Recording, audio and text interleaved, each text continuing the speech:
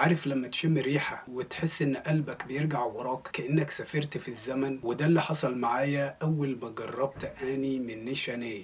مش بس ريحة جميلة، لأ، الموضوع أعمق من كده بكتير. في طبقة أول ما تطلع كده بتحس بدفى كأنك بتفتكر حب قديم. مش ضروري يكون شخص، يمكن مكان أو لحظة، إحساس، في لمسة حنين مش مفهومة. ريحة بتحسسك بالنوستالجيا كأنك عشت التجربة دي حتى لو عمرك ما شمتها قبل كده خالص.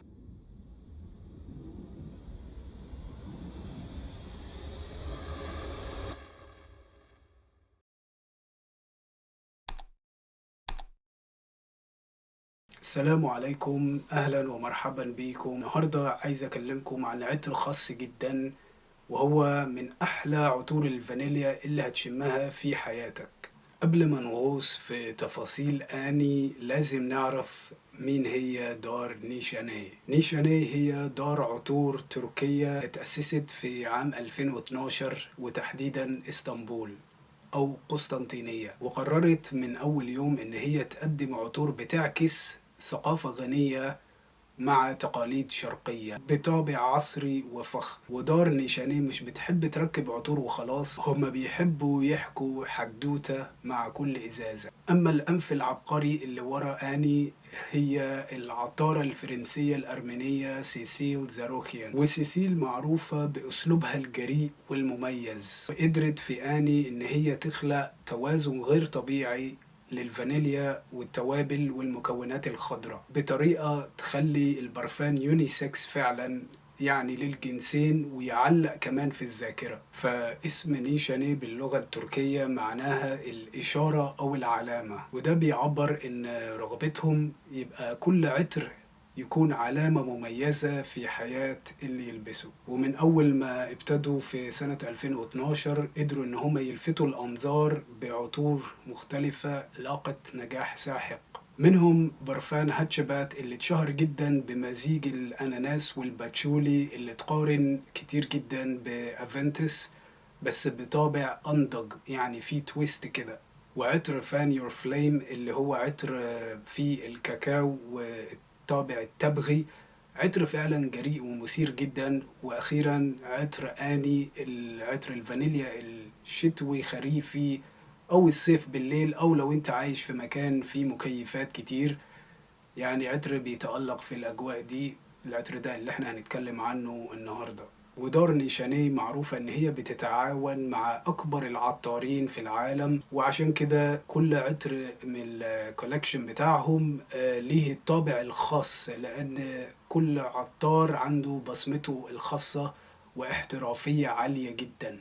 فالعطارة سيسيل اللي بيميز الأسلوب بتاعها في تكوين العطور إن هي بتحب تعمل تضاد كده بين النعومة والجرأة، وده واضح جدا في عطر آني. يعني فانيليا غير تقليدية وفيها عمق شرقي واضح. ومن أشهر عطور سيسيل اللي هو عطر ماسك ميلانو اللي هو تبع شركة تانجو، وعطر جافوي برايفت ليبل، وأحلى عطر تبغي في رأيي الشخصي المتواضع اللي هو رويال توباكو من دار أمواج. فسيسيل مش مجرد عطارة، إنما هي فنانة بمعنى الكلمة، بتعرف تحكي حكايات متكاملة عن طريق النوتات، وده اللي هنشوفه في عطر آني. ودي حكاية القوة والعاطفة والذكريات. أول حاجة نتكلم عن مصدر إلهام عطر آني. فآني ده جه من زمان، كان في مدينة كده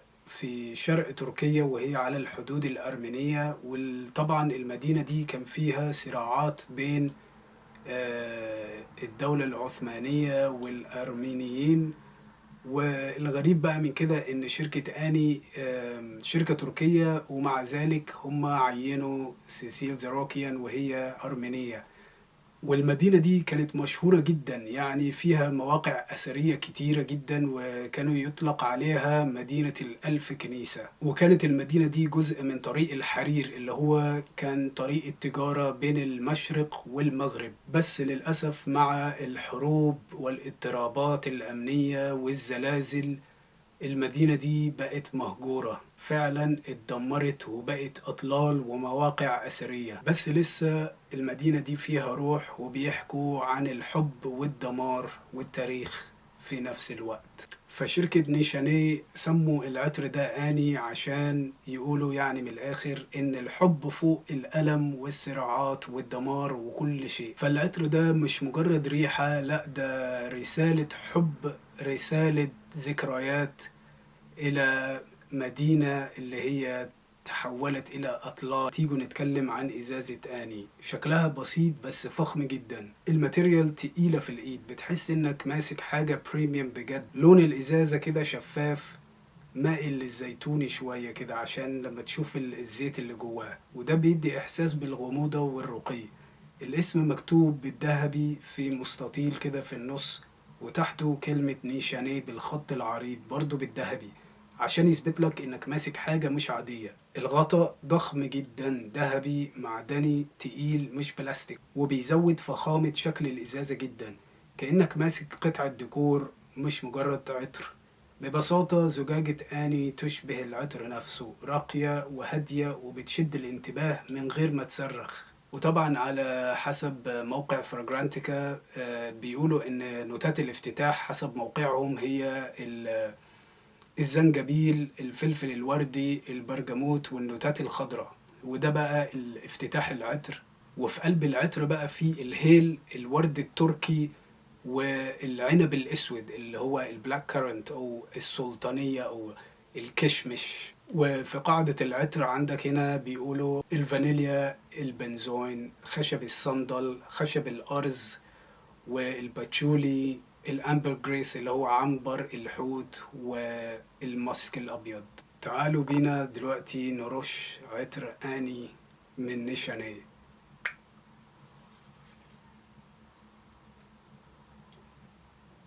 عطر جميل جدا.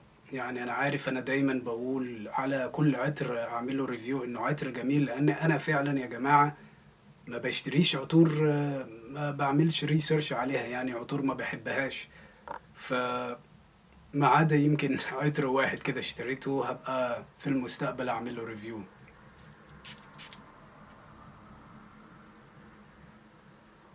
ومن أول رشة عطر آني بيهجم عليك بالحمضيات، يعني ريحة انتعاش يعني مبهجة فعلا، ريحة جميلة جدا. وهي فعلا ريحة مش قوية، يعني هي أيوة أنا قلت بيهجم عليك، بس هي أول حاجة فعلا بتشمها الحمضيات، بس هي خفيفة. وبالذات البرجموت اللي هو بيدي ريحة الانتعاش والنظافة، بس مش لوحده البرجموت، في الخلفية كده معاه ريحة الزنجبيل، وده ريحته واضحة وصريحة جدا، وده بيضيف أطمة تابلية يعني سبايسي بايت للعطر ده. وده بيخليه ما يبقاش عطر ممل زي يعني مثلا العطور اللي احنا تعودنا عليها، اللي هي دايما بتبقى الافتتاحية بتاعتها حمضيات وبس. ومعاهم كمان النوتات اللي انا من اكتر النوتات اللي انا بحبها دايما في الافتتاحية العطور، اللي هي نوتات الفلفل، وخاصة الفلفل الوردي، وده بيدي لمسة كده فلفلية ناعمة بس مش حارة قوي، وده بيزود الحيوية في افتتاح العطر. فأول ما ترش آني كده من الآخر كده بتحس كأنك ماشي كده في وسط حديقة مليئة بالفواكه والخضرة، بس فيها لسعة سبايسي مثيرة جدا. ولما العطر يهدى ويدخل في القلب اللي هو الدراي داون، أول ما ينشف كده، هنا بقى يبدأ السحر الحقيقي. ونبتدي بقى نخش على نوتة الفانيليا، بس مش الفانيليا السكرية السكلي اللي هي بنشوفها دايما في العطور التجارية، لا دي فانيليا دافية غنية عميقة، تحس كده كأنها ملفوفة حوالين قلبك. ومع الفانيليا بيدخل بقى نوتة الهيل أو الحبهان، وده بيدي للعطر عمق أكتر، يعني بيخليه دافي أكتر، وده بيدي بقى ريحة توابل ناعمة وبس، مش مزعجة إطلاقا. وهنا كمان تبدأ بقى تحس بالنوتة الخضراء اللي هي أوراق العنب الأسود، البلاك كارت، ريحة منعشة ومخفية كده ورا الفانيليا، بتدي توازن رائع بين الدفء والانتعاش. أما بقى في قاعدة العطر أو المرحلة الأخيرة، عطر آني هيبدأ يستقر كده ويهدى، ويدخل بقى في مرحلة كريمية ناعمة ورقية جدا. والبيس بقى العطر فيه خشب الصندل، وده معروف جدا بان هو بيدي نوتة كده خشبية كريمية ناعمة، ونوتة البنزوين، وده بيدي الفانيليا كده طابع باودري سكري، لا مش سكري، زي الكراميل كده، سكر شوية محروق، بس مش ريحة وحشة اطلاقا يعني. مع بقية التركيبات العطر ده فعلا عطر جميل جدا. وفي بعد كده بقى المسك والعنبر اللي بيثبتوا العطر ده بقى على الجلد بطريقة ناعمة من غير ما تكون خانقة، والريحة هنا بتبقى ناعمة دافية وجذابة، تحسها كده رومانسية وغامضة بحق وحقيقي.